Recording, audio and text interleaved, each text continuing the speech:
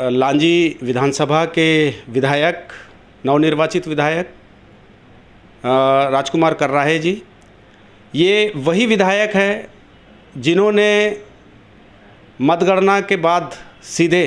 रेत के मसले को लेकर मुख्यमंत्री से मुलाकात की और उन्हें अवगत कराया कि बेहताशा महंगी होती रेत जो है घर बनाने के बजट को भी बिगाड़ रही है, यहाँ तक कि सरकारी निर्माण कार्यों का बजट भी बिगाड़ रही है। ऐसे मुद्दे को लेकर सीधे मुख्यमंत्री के पास चले जाना और कई क्षेत्र की समस्या को रखना, इन ऐसे तमाम मुद्दों को लेकर हम आज चर्चा करेंगे लांजी के विधायक राजकुमार कर्राहे से कि किस तरह वो जनता को फेस कर रहे हैं जीतने के बाद और किन मुद्दों को लेकर वो विधानसभा में जनहित के मुद्दों को रखेंगे। आपका स्वागत है पंजाब केसरी टीवी में। धन्यवाद। राजकुमार जी, आप लगभग पूरे क्षेत्र से परिचित हैं, समस्याओं से परिचित हैं, ऐसे कौन सा ज्वलंत मुद्दा है जिसको लेकर आप विधानसभा में सवाल प्रस्तुत करेंगे? नहीं, देखिए, चूँकि हमारी सरकार ने काफ़ी काम किया है और हमारे सभी क्षेत्रों में हम बोलते भी हैं कि ऐसी कोई योजनाएं नहीं होगी जो हमारी सरकार ने, चाहे वो राज्य की हो चाहे वो केंद्र की सरकार हो,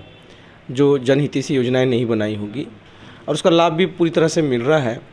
हम जब चुनाव लड़ रहे थे तब भी हम कह रहे थे इस बात को कि भाई जन्म से लेकर मृत्यु तक की योजना बनाने वाली हमारी ये सरकार है। और अभी विकसित भारत संकल्प यात्रा हमारी चल रही है, जिसके माध्यम से केंद्र सरकार की सारी योजनाओं को लेकर भी हम जनता के बीच में जा रहे हैं, रूबरू हो रहे हैं चुनाव जीतने के बाद में। तो जनता को लाभ मिला है, योजनाओं का लाभ मिला है, उसके लाभार्थी काफ़ी ज़्यादा संख्या में हैं हमारे क्षेत्र के अंदर में। लेकिन कहीं कोई छूट गया है तो पंडित दीनदयाल उपाध्याय जी ने जो एकात्म मानववाद का अंत्योदय का जो सिद्धांत दिया था कि अंतिम छोर में रहने वाले व्यक्ति तक के शासन की योजनाओं का लाभ पहुंचना चाहिए, और उसी को लेकर हमारी सरकार भी काम कर रही है और हम भी उसी को लेकर काम कर रहे हैं कि अंतिम छोर के व्यक्ति तक की योजनाओं का लाभ पहुंच जाए। तो लगातार काम हो रहा है, लोगों को योजनाओं के लाभ से हम लोग जोड़ने का प्रयास कर रहे हैं, चाहे वो अधिकारी कर्मचारी हों, चाहे जनप्रतिनिधि हों,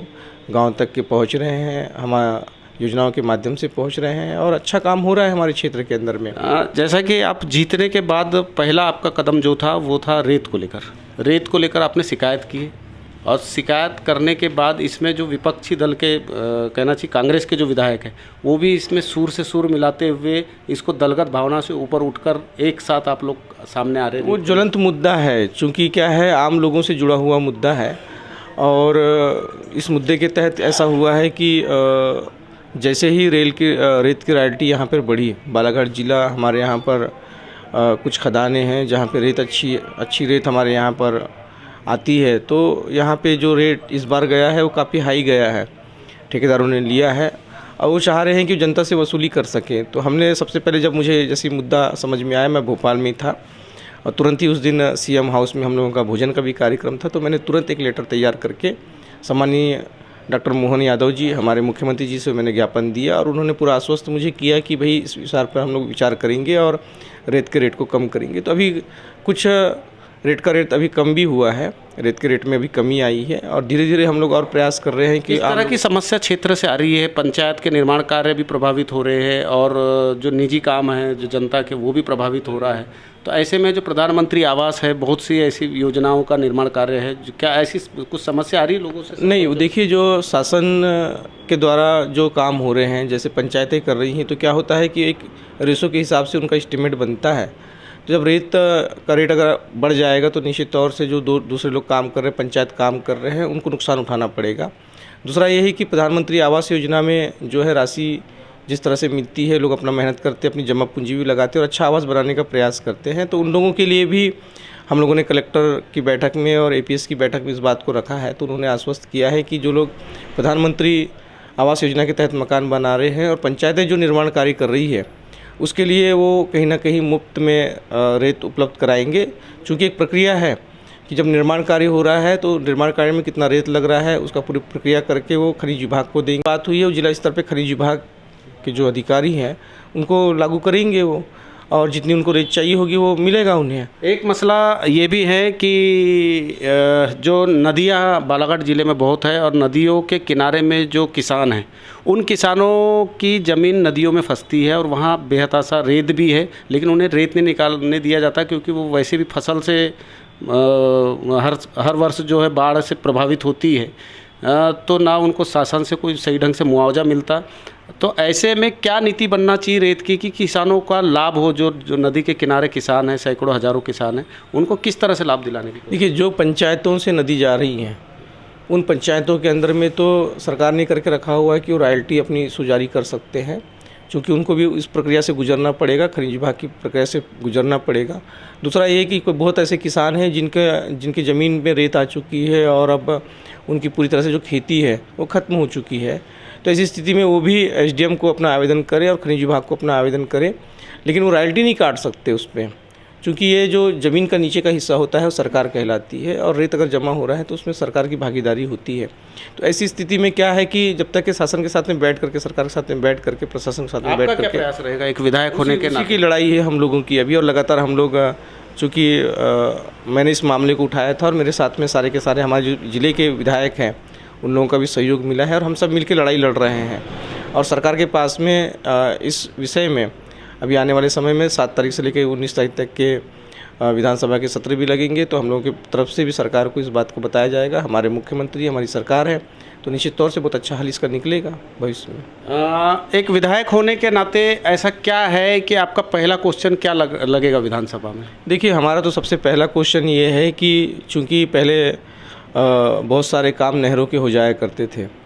और नहरों का काम होने की वजह से उसकी मरम्मत बहुत अच्छी तरीके से हो जाया करती थी, इस कारण से हर किसान के खेत तक के पानी पहुंच जाया करता था। लेकिन अभी हम देख रहे हैं कि लगभग 12-15 साल से नहरों की स्थिति बहुत ख़राब हुई है और टेल में रहने वाले, अंतिम में रहने वाले जो गांव हैं और वहाँ की जो फसल है अंतिम की 1-2 पानी के लिए ख़त्म हो जाती है, सूख जाती है। इस कारण से हमारा पहला प्रयास है कि नहरों का सुदृढ़ीकरण हो सके किसानों के हित के लिए और अंतिम छोर के व्यक्ति तक के नहरों का पानी पहुंच सके, खेतों तक के पानी पहुंच सके। आपका विधानसभा चुनाव में बहुत ज्वलंत मुद्दा था डबल मनी का, जो जिस प्रक्रिया को आपने बहुत करीब से देखे हैं और इस मुद्दे को भी आपने जनता के बीच गए होंगे, देखे होंगे। ये एक बहुत चैलेंजिंग है। अब इस चैलेंज को और इस समस्या के निराकरण को आप किस रूप में आगे ले जाएंगे? आज हमारी बैठक थी, माननीय प्रहलाद पटेल जी आज यहाँ पर बैठक लिया है उन्होंने, पंचायत एवं ग्रामीण विकास का श्रम मंत्री भी हैं वो। बैठक के बाद में मैं कलेक्टर और एसपी के साथ में बैठा था। आज बहुत विस्तार से हमारी 1 घंटे के लगभग चर्चा हुई है उनसे और इस विषय पे अभी सीबीआई जांच के लिए आज मैंने उनसे कहा है कि उसमें सीबीआई जांच आप करवाएं। तो कलेक्टर ने भी आश्वासन दिया है, क्योंकि सीबीआई ने इस बात को कहा है कि भाई जब टीम उनकी आएगी पूरी तो उनके लिए काफिस लगेगा, सारी सुख सुविधाएँ जो उनको मुहैया करवाना है, रहने वगैरह के लिए रहना सारी मुहैया करवाना है। तो उन्होंने आज आश्वस्त किया है कि हम सारी चीज़ों को करेंगे। ईडी और सीबीआई की जांच, दोनों की ही ईडी और सीबीआई की जांच। एसपी ने भी इस बात को कहा है कि ये पुलिस विभाग ने जो कार्रवाई करना कर लिया है, अब उन्होंने भी ईडी और सीबीआई दोनों को ही लिखा है, तो दोनों ही टीम आएगी और अपने स्तर पे काम करेगी उस पर। नहीं, ये तो पहले से चर्चा उठ रही है कि सीबीआई और ईडी की जांच होगी या होने वाली है, लेकिन क्या जनता जो अपेक्षा रख रही है कि उनका कम से कम मुद्दल पैसा वापस हो जाए? तो देखिए, ये तो चिटफंड है, कुछ लोगों ने इस तरह का काम प्रारंभ किया था